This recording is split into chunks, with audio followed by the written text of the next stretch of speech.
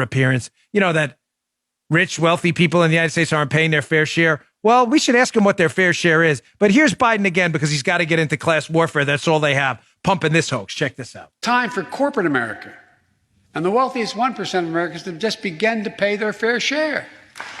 Just their fair share.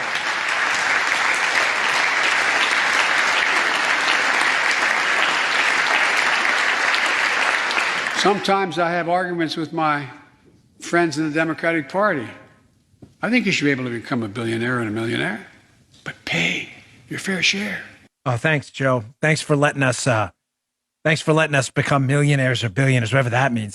I'm pretty sure we're a constitutional republic where we don't need your permission to do that. But of course, because you're a totalitarian communist and you're not a good guy, you're a zero. He has to go with class warfare arguments about paying your fair share. Every time I see the fair share argument, like the trickle-down hoax comes up, I always think of this segment. It's a classic. We played it before. This is Al Sharpton, who, famous leftist liberal. He's with John Stossel, and he's asked what exactly the fair share is. And notice how badly he bungles this, which I'm sure Joe Biden would bungle too, because he doesn't know anything. Check this out. Well, the rich do not pay their share.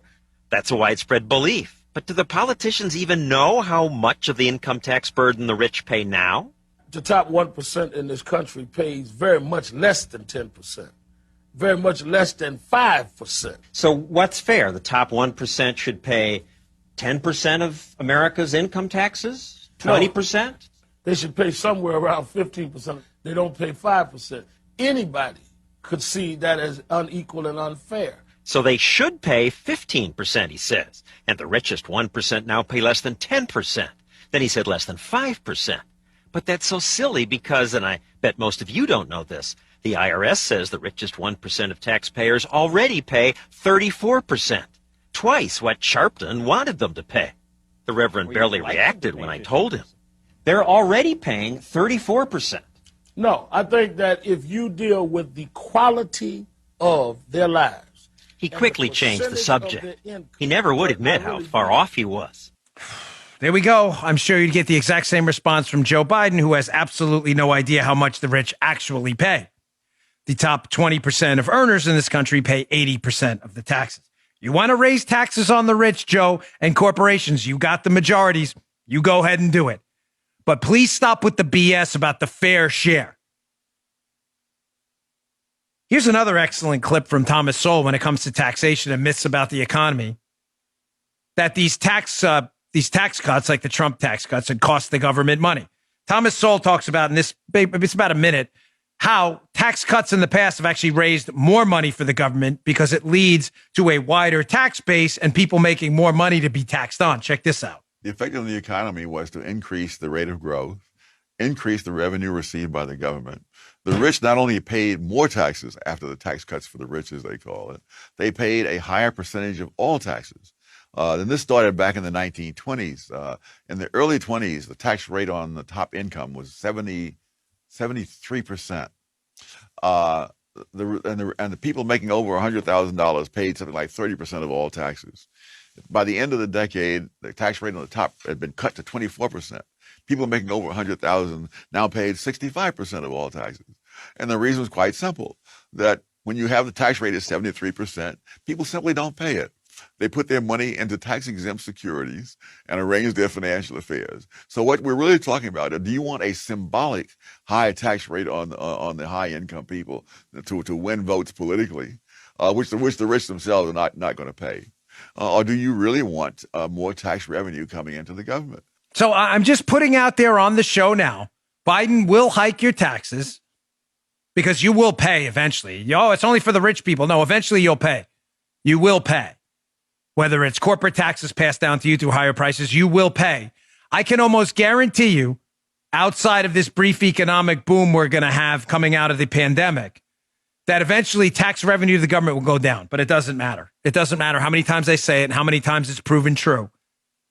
They'll do it anyway. Mean they're going to hike taxes and raise less money? That's exactly what I'm telling you. But it doesn't matter. You're a liberal. You're immune to facts. It's not your thing. Here's another Biden hoax last night. He's full of hoaxes. He's got a whole bunch of them.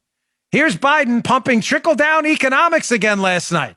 a mysterious economic theory liberals are obsessed with and talk about all the time, that doesn't exist anywhere in the economics literature, anywhere. There's no such theory, but here's Joe Biden again, pumping it down America's throats. Check this out.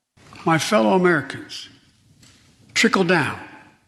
Trickle down economics has never worked. And it's time to grow the economy from the bottom and the middle out. Trickle down economics. There's a theory of trickle down economics. I know many of the liberals listening go, yeah, Dan, sure there are. I've heard it from a friend who heard it from, what is the theory of trickle down economics? It's the theory that wealth will trickle down. No. I'm not asking for your opinion. I mean, what's the actual econometric theory of trickle down that Biden, Bill Clinton, Hillary Clinton, Barack Obama, they always mention this theory of trickle down economics. There are actual theories of Keynesian economics. They're wrong, but there are theories, marginal propensity to consume, marginal propensity to save. You can actually look them up.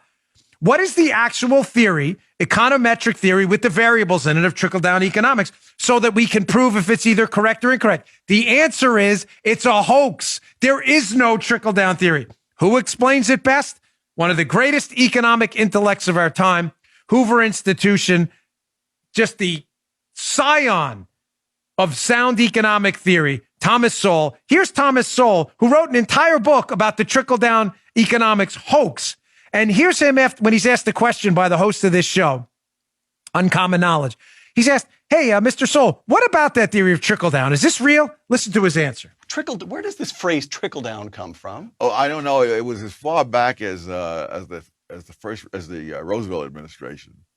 There is it is an incredible thing. There is a non-existent theory that is constantly being attacked.